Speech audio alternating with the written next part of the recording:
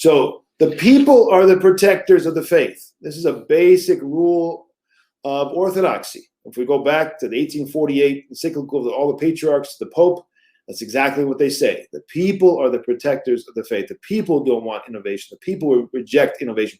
It's exactly what happened in Russia with the renovationists. Time and again, petitioners ask Commissariat of Justice to stop state officials from supporting the reformers in their removal and arrest of hierarchs, their attempt to change Orthodox practice, their interference in parish affairs, and their promotion of material interest of parish clergy. Congregations resented government interference in their internal affairs and the alliance between the renovationists and the state. Especially suspicious was the numerous local Orthodox leaders who suddenly converted to renovationism. So they resented it. These are the people. These are not the local clergy. Now, people out there today, there might be faithful out there who feel betrayed by their clergy, just like they were betrayed in those days. Unfortunately, there was a resentment on the part of the, quote, white clergy, as we said, against the monastic bishops. There was a division on some level, not, of course, across the board, but there was some room for the enemy to work and divide the priests from the bishops.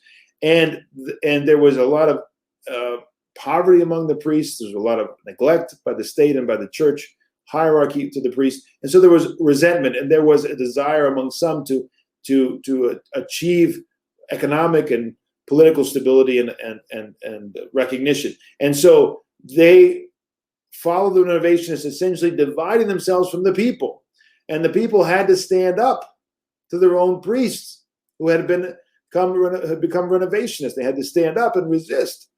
Is this an example for us? Certainly it is. The faithful always have to stand. Every one of us has to have a personal experience of the creed.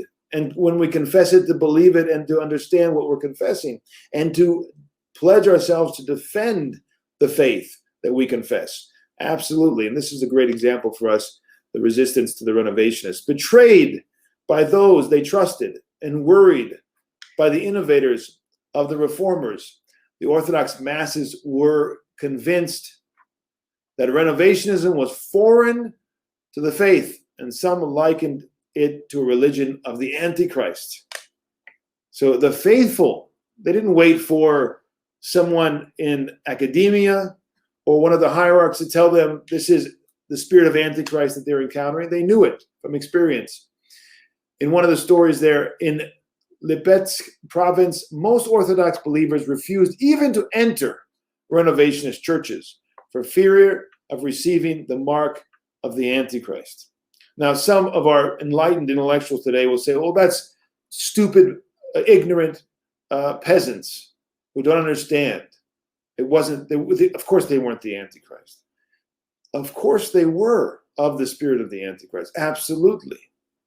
The spirit of the Antichrist has been, as St. John says from the epistles, from the day one, it's been in the world. The spirit of Antichrist is secularism.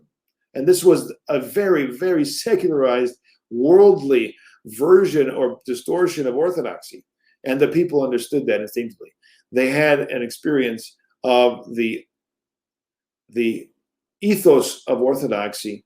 They had a spiritual nobility about them, and they understood that that departure from the narrow path of asceticism in the moral realm and the spiritual realm, and departure from the tradition, the holy tradition, equals a departure from Christ, and therefore a secularization, a worldly emptying of the spiritual power of the church. And this is the spirit of Antichrist. And it is, of course, in many ages, we've seen the spirit of Antichrist. It doesn't mean that we're before the actual Antichrist, we're before the last days, the last 7 years. Of course not. We might be, might not be, but it's a cyclical repetition throughout history. We can see again and again that spirit of Antichrist from the early church throughout the age. I mean, Islam and its persecution of orthodoxy was another version of the spirit of Antichrist.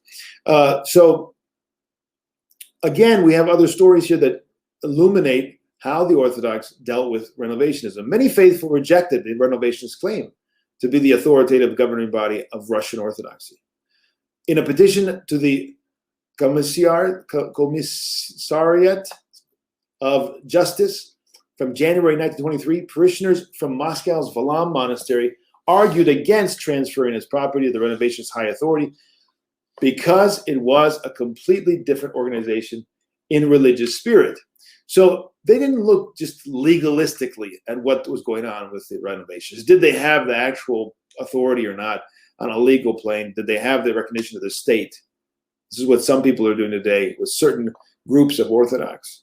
No, they looked at the spirit, the ethos, the Orthodox way, and they understood if it had the Spirit of God or not. Most of the faithful steeped in Orthodox tradition branded the Renovationists as a new faith. Not just, because remember now, before the revolution, there were people in the Orthodox Church who were talking about making some of these changes. And in 1917, there was discussion of some of these changes, right? That there was no action taken, and there was never a conciliar decision. So some might have thought, well, look, we've been discussing this. These people who want to make these changes, they're part of the Orthodox Church. We've heard this before. No, they didn't buy into that. It wasn't really only about the changes they wanted to make. It was about their subjugation to the antichrist powers of the Bolsheviks. That's what was the key, and also the moral departure of individuals who departed from departed from the church calendars, we said, and other things. It was all together, but certainly on the hierarchy of things, it was most egregious their total complicity before the Bolsheviks and being used by the Bolsheviks against the church.